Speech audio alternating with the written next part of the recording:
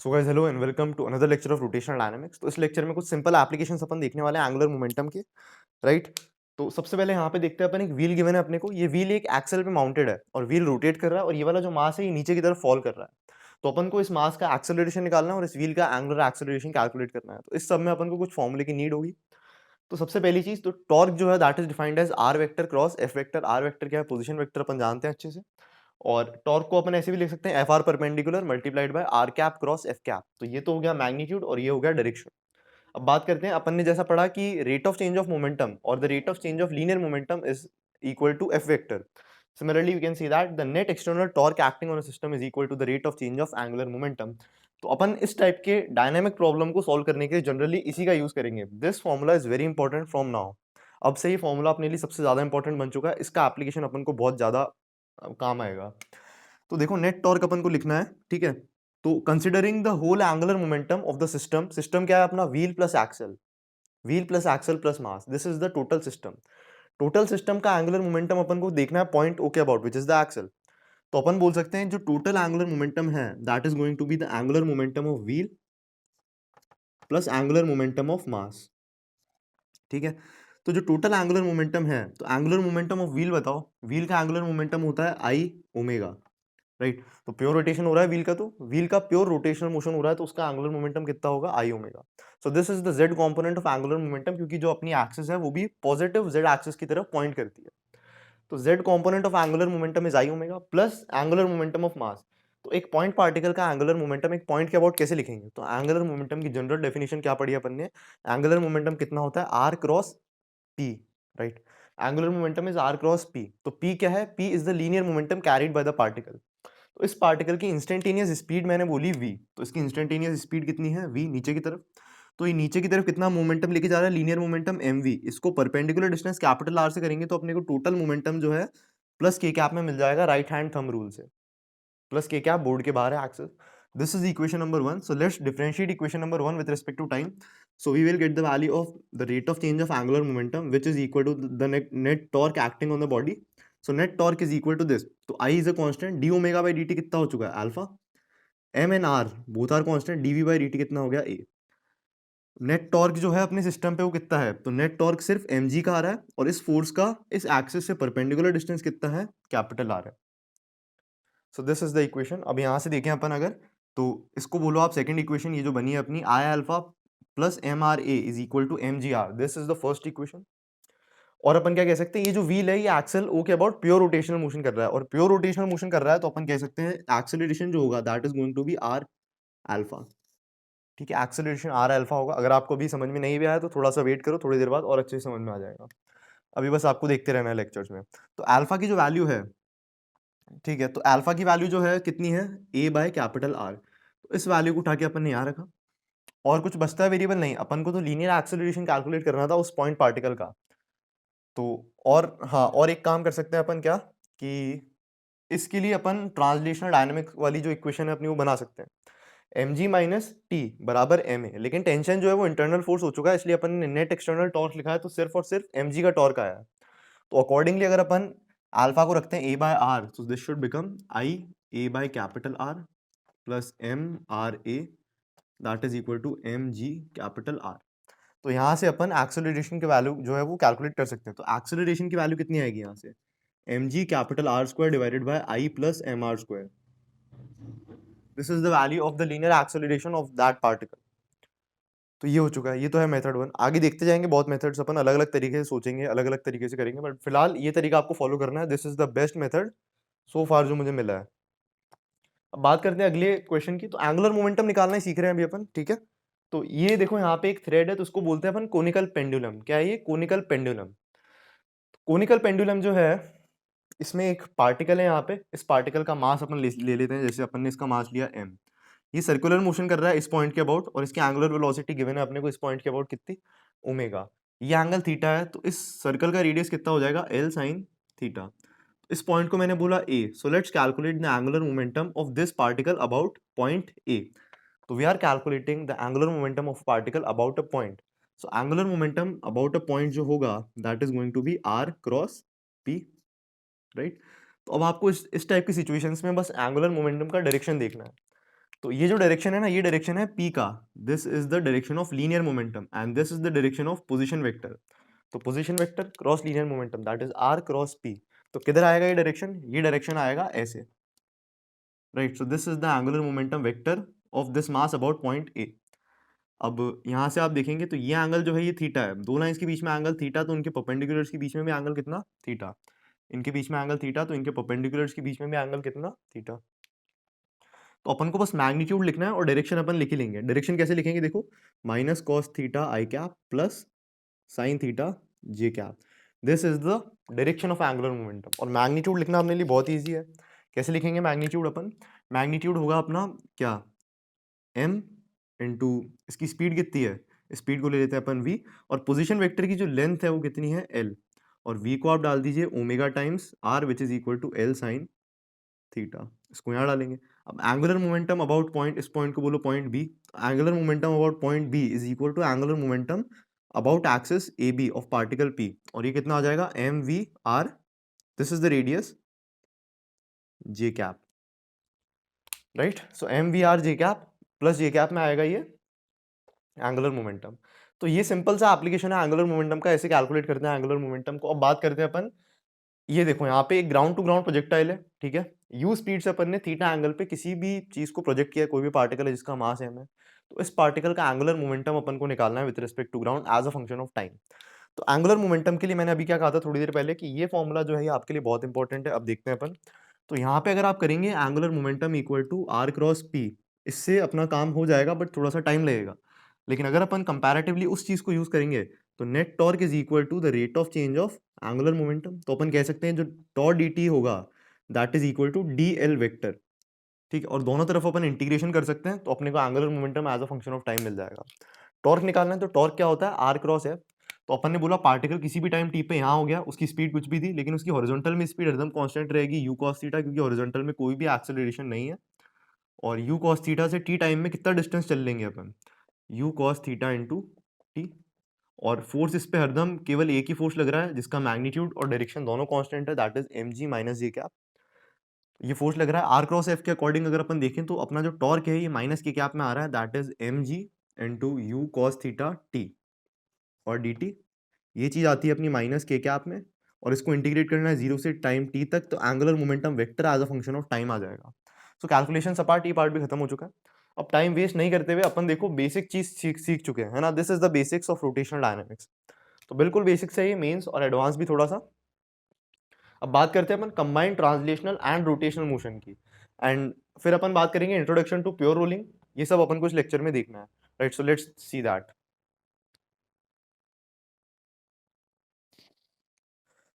सो guys अब बात करते हैं अपन combined translational and rotational dynamics की।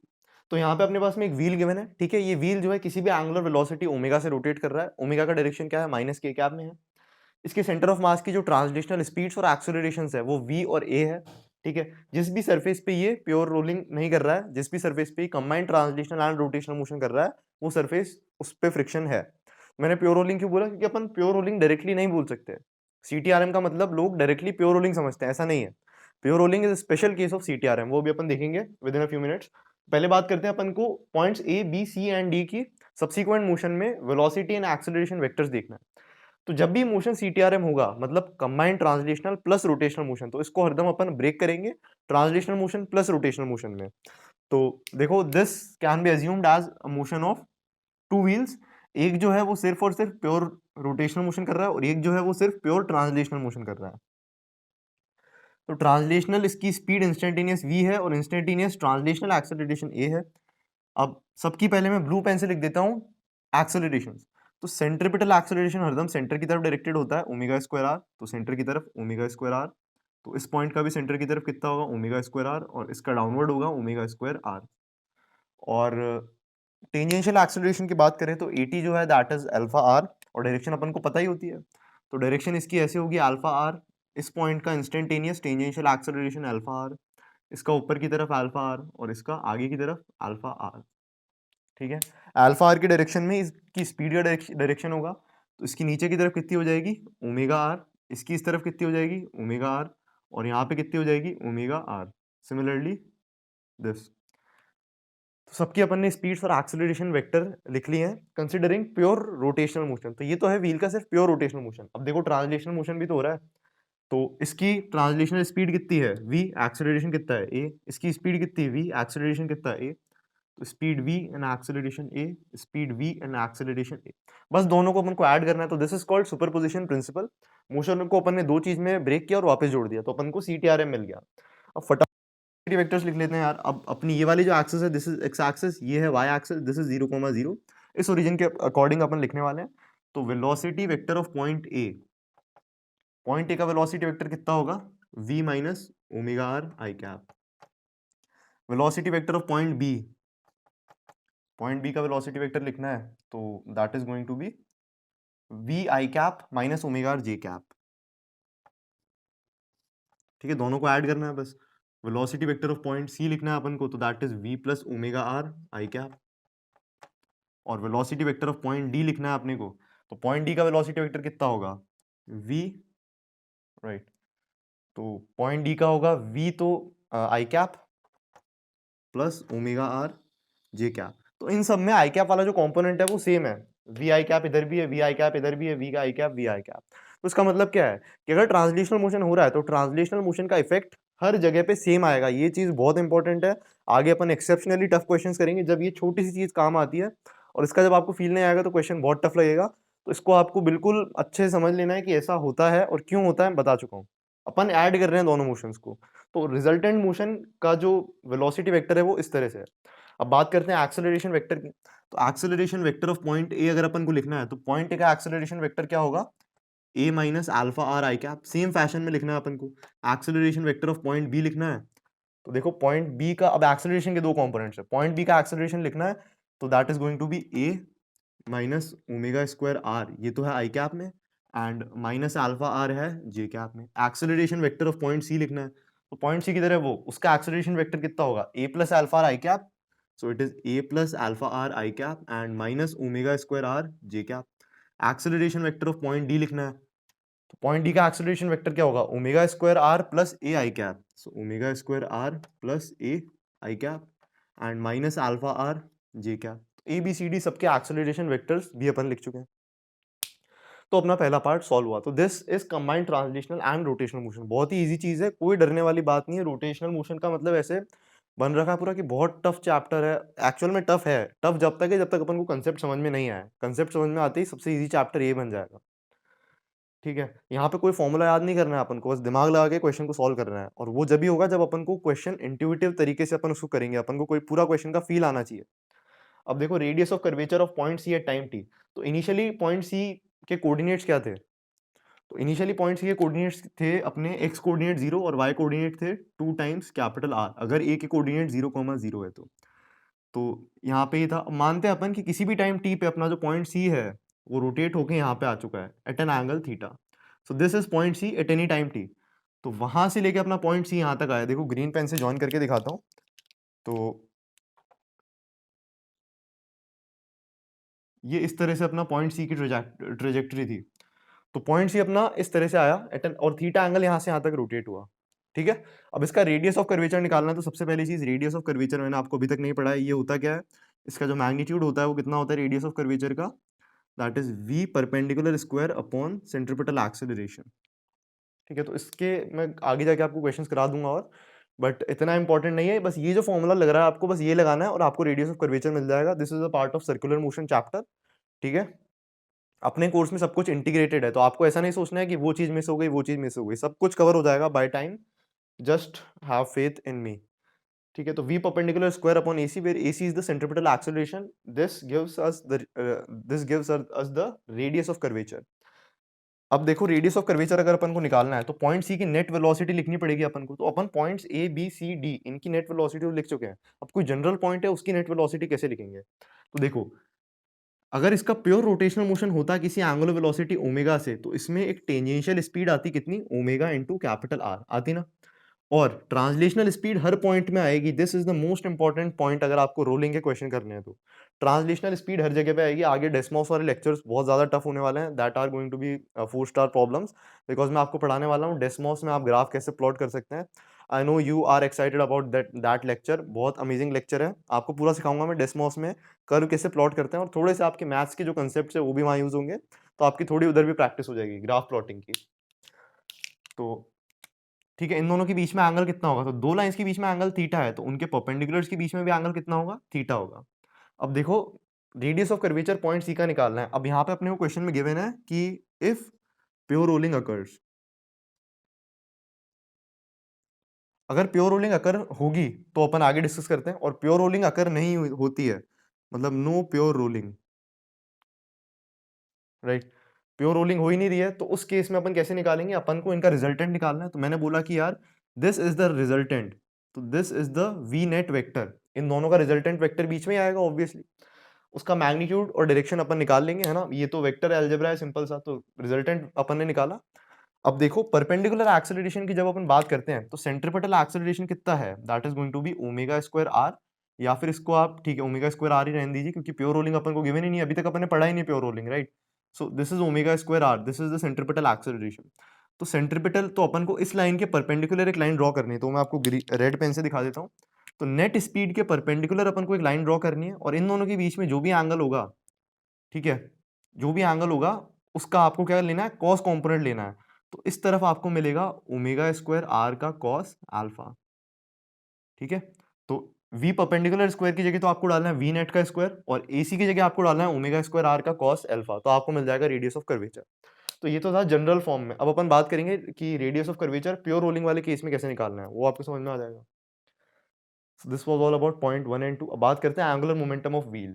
तो अपन ने क्या पढ़ा कि ग्राउंड के रिस्पेक्ट में, मतलब एक जनरल एक्सिस के अबाउट एक रिजिड बॉडी का जो एंगुलर मोमेंटम होता है, that is defined to be, तो z एक्सिस के अबाउट निकालना है, तो z component of angular momentum क्या होगा, angular momentum of the centre of mass plus angular momentum of the rigid body about the centre of mass, which is going to be ICOM omega vector.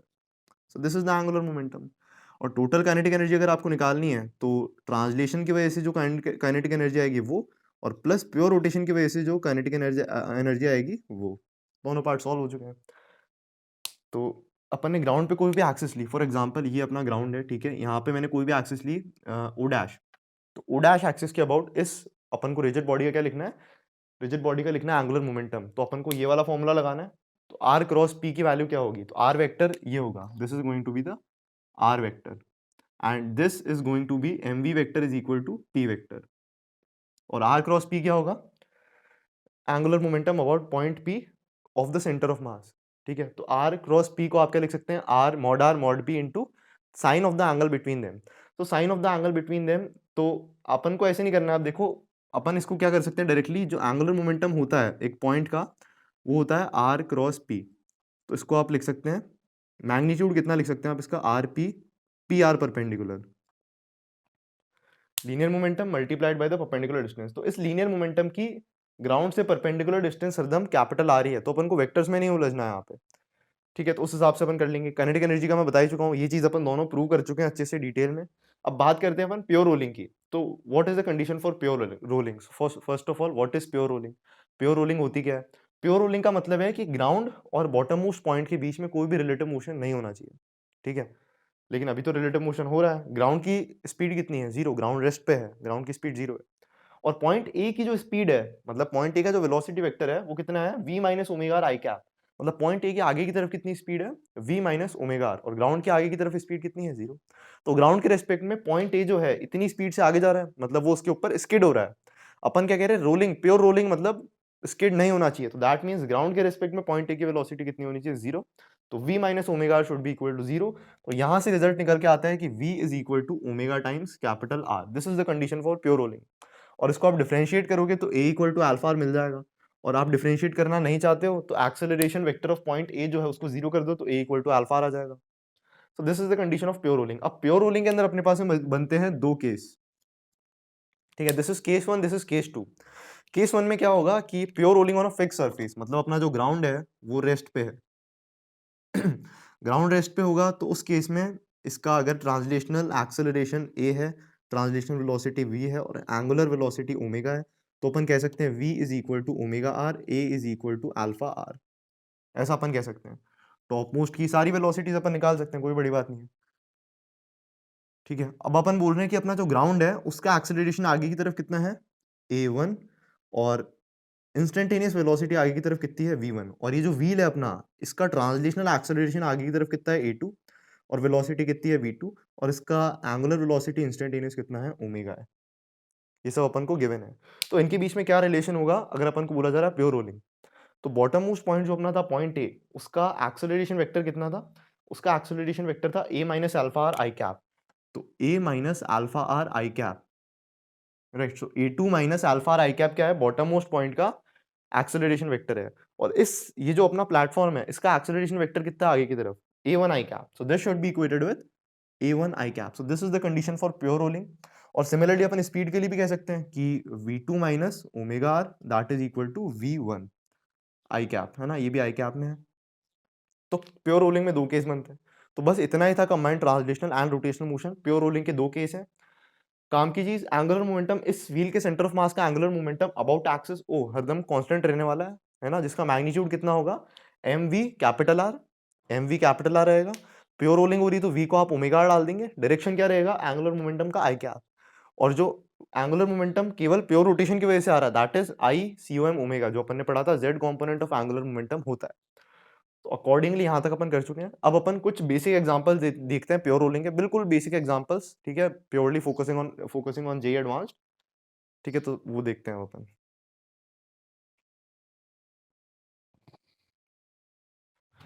तो अब अपन देखते हैं pure rolling के कुछ simple से examples. ठीक है, तो यहाँ पे अपने पास में एक व्हील गिवन है जिसका मोमेंट ऑफ इनर्शिया अपन को पता नहीं है, मतलब ये व्हील भी हो सकता है, सॉलिड को, मतलब कोई सा भी स्फेरिकल ऑब्जेक्ट है ये। तो मोमेंट ऑफ इनर्शिया को आप ले सकते हैं I is equal to m के स्क्वायर वेयर के is the radius of gyration. So let's discuss this question. तो फ्रिक्शन होगा ग्राउंड पे, है ना, और ये जो है स्फेरिकल ऑब्जेक्ट ही ग्राउंड पे प्योर रोलिंग कर रहा है।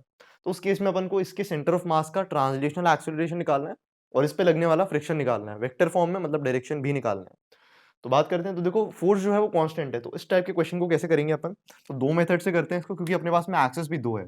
एक तो एक्सेस है ये वाली ओ और एक एक्सेस है अपनी ये वाली instantaneous axis of rotation.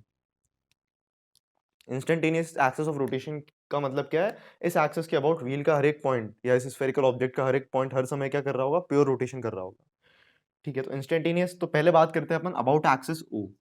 So about axis O अगर अपन बात करें तो net torque is equal to the rate of change of angular momentum all about axis O. तो एक्सिस ओ के अबाउट फ्रिक्शन का टॉर्क कितना आ रहा है?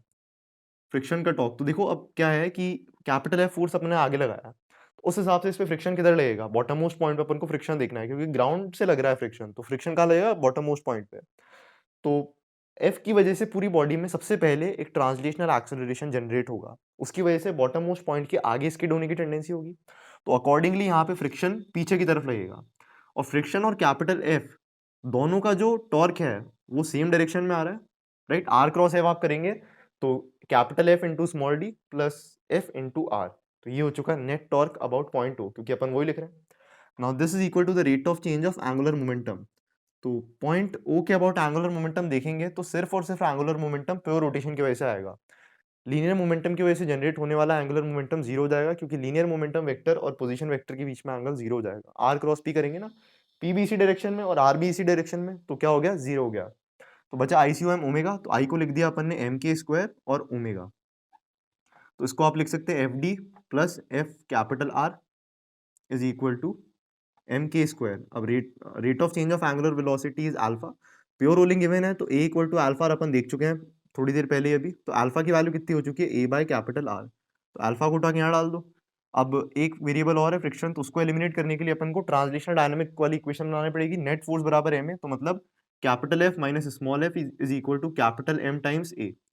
तो इन तीनों इक्वेशन को यूज करके हम सॉल्व कर लेंगे। अब बात करते हैं about instantaneous axis of rotation. तो इंस्टेंटेनियस एक्सेस ऑफ रोटेशन की अगर अपन बात करें तो net torque about instantaneous axis of rotation that is equal to what? That is equal to the rate of change of angular momentum. सब कुछ लिखना है अपन को इंस्टेंटेनियस एक्सेस ऑफ रोटेशन के अबाउट। तो नेट टॉर्क लिखना है इंस्टेंटेनियस एक्सेस ऑफ रोटेशन के अबाउट। तो ऐसा फोर्स जो आई ए ओ आर से ही पास हो रहा है, दैट मीन्स उस फोर्स का टॉर्क क्या हो जाएगा? जीरो। टॉर्क क्या होता है? Are cross F, that's why the torque is zero. So we can say that torque सिर्फ और सिर्फ कैपिटल एफ फोर्स की वजह से जनरेट होगा, और जिसका मैग्नीट्यूड कितना होगा? Force multiplied by perpendicular distance. तो फ्रिक्शन तो डायरेक्टली एलिमिनेट हो चुका है। अब बस डिफरेंशिएट करना है अपन को टोटल एंगुलर मोमेंटम को। टोटल एंगुलर मोमेंटम, अब इस पॉइंट के अबाउट जब मैंने एंगुलर मोमेंटम लिखा था तो थोड़ी देर पहले मैंने बोला था आर क्रॉस पी जीरो हो चुका है, लेकिन इस बार सेंटर ऑफ मास का लीनियर मोमेंटम भी कन्वर्ट होगा एंगुलर मोमेंटम में इस पॉइंट पे। तो अपन बोल सकते हैं ICOM omega plus are cross P के according. So r cross P, तो ICOM ओमेगा और आर क्रॉस पी दोनों का डायरेक्शन क्या है, सेम है। तो इसलिए डायरेक्शन दोनों तरफ से कैंसिल होता है। टॉर्क और एंगुलर मोमेंटम का डायरेक्शन सेम है, तो एंगुलर मोमेंटम के रेट ऑफ चेंज का डायरेक्शन भी सेम रहने वाला है। तो अपन लिखेंगे m, मैंने बोला इसकी इंस्टेंटेनियस स्पीड v है, तो यहाँ पे आप लिख दीजिए v, और परपेंडिकुलर डिस्टेंस है capital R। So this is the angular momentum. So let's differentiate this.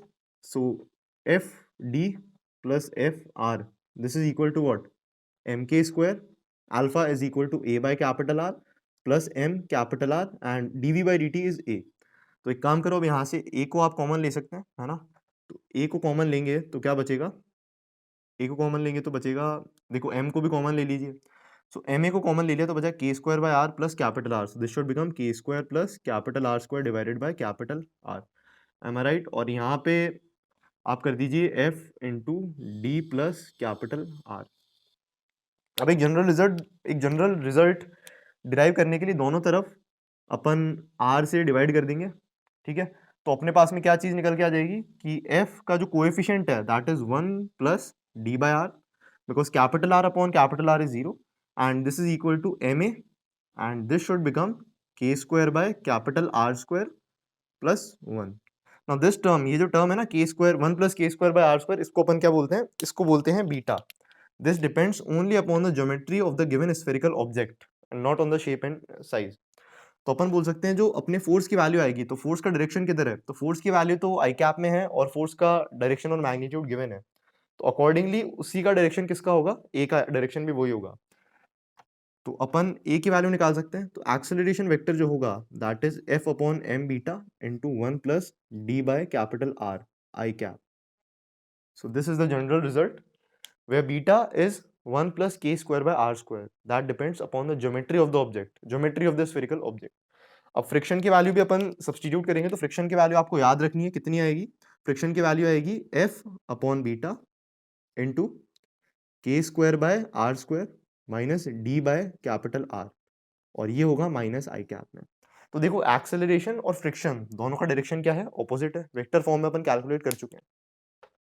अब d, अब इस फोर्स को अगर मैं यहाँ से d डिस्टेंस नीचे लगाऊंगा तो d की वैल्यू आपको नेगेटिव सब्स्टिट्यूट करनी है। फोर्स को मैं पीछे की तरफ लगाऊंगा तो कैपिटल F की वैल्यू आपको नेगेटिव सब्स्टिट्यूट करनी है। फोर्स की वैल्यू रिवर्स करते ही एक्सेलरेशन की वैल्यू भी रिवर्स हो जाएगी, और एक्सेलरेशन के कोरिस्पोंडेंस में फ्रिक्शन की वैल्यू भी रिवर्स हो जाएगी। अब एक और एग्जांपल है, तो इस एग्जांपल को करने के लिए अब अपने पास तीन तरीके आ जाते हैं। या तो अपन डायरेक्टली ये चीज अप्लाई करते हैं, सबसे पहले ये चीज अप्लाई करते हैं अपन। तो अपन ने बोला इसके सेंटर ऑफ मास से 0 डिस्टेंस ऊपर जाके अपन ने एक फोर्स लगाया जिसका मैग्नीट्यूड कितना था, mg sin थीटा। तो इसकी वजह से हर पॉइंट का नीचे की तरफ एक ट्रांसलेशनल एक्सेलरेशन जनरेट होगा। उसको कैंसिल करने के लिए फ्रिक्शन पूरी पूरी कोशिश करेगा और यहाँ पे एक्ट करेगा इस तरीके से। तो नेट फोर्स जो होगा that is going to be ma। वो सब इक्वेशंस मैं नहीं बना रहा हूँ, लेकिन अपन क्या करने वाले हैं, अपन ने बोला इसका एक्सेलरेशन आगे की तरफ है, ठीक है, ए। मैग्नीट्यूड की बात करें अपन यहाँ से डायरेक्टली, और फ्रिक्शन पीछे की तरफ है। तो ए की बात करें तो that is going to be f upon M beta. तो एफ की वैल्यू कितनी है, m ji sine theta, so that is F upon m into beta. तो what is beta, beta is 1 plus के square by capital R square. So the question is solved, answer is g sine theta upon 1 plus के square by are square. Direction आपको दिख ही रहा है acceleration का। Friction की भी बात कर लेते हैं। तो फ्रिक्शन जो होगा, फ्रिक्शन कैसे लगेगा, फ्रिक्शन लगेगा F upon beta. So what is F, F is M G sine theta, right. So F upon beta, beta is 1 plus के स्क्वायर बाय आर स्क्वायर, और ऊपर की तरफ क्या था, K square by are square minus D by R. D की value क्या है अपने केस में, 0 है, क्योंकि एफ अपॉन एम बीटा और ऊपर था 1 plus D by R, D को डाला 0 तो वो भी हो गया 0। तो फाइनली अपनी फ्रिक्शन की वैल्यू कितनी आ जाएगी, फ्रिक्शन की वैल्यू आ जाएगी अपनी m ji sine theta, right, upon k square by are square plus 1, और इसको अपन को रेसिप्रोकेट से मल्टीप्लाई कर देते हैं, चलो। तो आर स्क्वायर बाय के स्क्वायर से करेंगे, तो finally this is the value of friction. अब देखो यहाँ पे क्या है, ये वापस से दो एक्सिस आती है, पॉइंट टू और पॉइंट ओ डैश। इसको बोल दीजिए आप इंस्टेंटेनियस एक्सिस ऑफ रोटेशन। तो इंस्टेंटेनियस एक्सिस ऑफ रोटेशन के अबाउट अगर अपन नेट टॉर्क लिखना चाहते हैं, और फिर अपन बोलेंगे कि rate of change of angular momentum is equal to the net torque. तो एंगुलर मोमेंटम लिखने के लिए भी वापस से अपने को वही करना पड़ेगा, mg sin theta, what is this? This is the force. तो फोर्स को मल्टीप्लाई करना है परपेंडिकुलर डिस्टेंस से, तो we will get the value of net torque acting with respect to the instantaneous centre of rotation. Friction का torque 0 होता है and this should be equated with the rate of change of angular momentum. मैं vector form में काम नहीं कर रहा हूँ क्योंकि एंगुलर मोमेंटम का रेट ऑफ चेंज और टॉर्क जो लग रहा है दोनों का डायरेक्शन सेम है। तो एंगुलर मोमेंटम कितना होगा इसका इस पॉइंट के रिस्पेक्ट में, तो फिर अपन को रिजिड बॉडी का जनरल एक्सिस के अबाउट एंगुलर मोमेंटम लिखना पड़ेगा, that is going to be I C om omega plus are cross P. So accordingly that should become R cross P के हिसाब से, और तो अपन लिख सकते हैं एम के स्क्वायर, सो आई ओमेगा प्लस अपन को लिखना है आर क्रॉस पी। तो इसकी इंस्टेंटेनियस स्पीड आपको फिर अज्यूम करनी पड़ेगी वी, है ना। तो मास एम है, इंस्टेंटेनियस स्पीड कितनी है? वी है इनटू कैपिटल आर। ठीक है, ये चीज अपने पास में बचती है। अब इसको अपन डिफरेंशिएट कर देते हैं, देखो। तो capital M ji sine theta into capital R, this is M के square, this is alpha plus capital M R into a. Alpha is equal to a by R, pure rolling अपन को given है, alpha को यहाँ डालेंगे तो वापस से अपनी जो ए की वैल्यू है वो कितनी आ जाएगी? G sine theta upon 1 plus के square by are square. Direction आपको दिख रहा है एक्सेलरेशन का। तो very amazing concept and is used frequently in many engineering entrance exams. काफ़ी इंटरेस्टिंग चीज़ है रोटेशनल डायनामिक्स। ठीक है, आप देख सकते हैं rate of change of angular momentum और टॉर्क को अपन कैसे यूज़ करते हैं। सेम काम अपन पॉइंट 2 के अबाउट भी कर सकते थे। तो टॉर्क, इस वाली फोर्स का टॉर्क 0 हो जाएगा फिर, है ना, सिर्फ और सिर्फ फ्रिक्शन का टॉर्क आएगा। तो क्लॉकवाइज टॉर्क आ रहा है एफ आर और rate of change of angular momentum का डायरेक्शन भी सेम है। तो एंगुलर मोमेंटम कैसे लिखेंगे इस पॉइंट के अबाउट? तो इस पॉइंट के अबाउट एम वी आर वाला जो कॉम्पोनेंट था वो 0 हो जाएगा, सिर्फ और सिर्फ बचेगा आई सी ओम ओमेगा।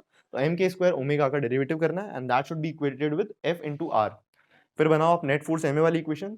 तो एम जी साइन थीटा माइनस एफ बराबर एम ए, और प्योर रोलिंग हो रही है तो ए इक्वल टू अल्फा आर, तो अल्फा को रख देंगे अपन A by R, alpha eliminate हो गया, फ्रिक्शन मिलेगा, फ्रिक्शन को वापस सब्स्टिट्यूट करेंगे, ए मिलेगा। आंसर सेम रहने वाले हैं। वैल्यू आपको ये याद रखनी है, डायरेक्शन भी। और डी की वैल्यू मैं बता चुका हूँ, ऊपर है तो पॉजिटिव, नीचे है तो नेगेटिव। एफ की वैल्यू आगे है तो पॉजिटिव, पीछे है तो नेगेटिव, और ये वेक्टर फॉर्म में लिख दिया। तो this was all about this lecture. तो काफ़ी कुछ देखा अपन ने इस लेक्चर में। तो ये बेसिक लेक्चर था अपना जेईई एडवांस तक का। अब अपन बात करेंगे कि एडवांस में किस किस तरह के क्वेश्चंस आ सकते हैं, क्या-क्या चीज़ें हो सकती है, रोटेशनल डायनामिक्स में कितनी पॉसिबिलिटी है, what is impulse momentum, angular impulse momentum, बहुत कुछ देखना है अपन को। तो ये बेसिक है, ये सब क्लियर होना चाहिए, है ना। आगे की चीज़ें फिर डिस्कस करेंगे। तो टिल देन मिलता हूँ आपसे, ठीक है। तो जब तक के लिए टेक केयर एंड जय हिंद।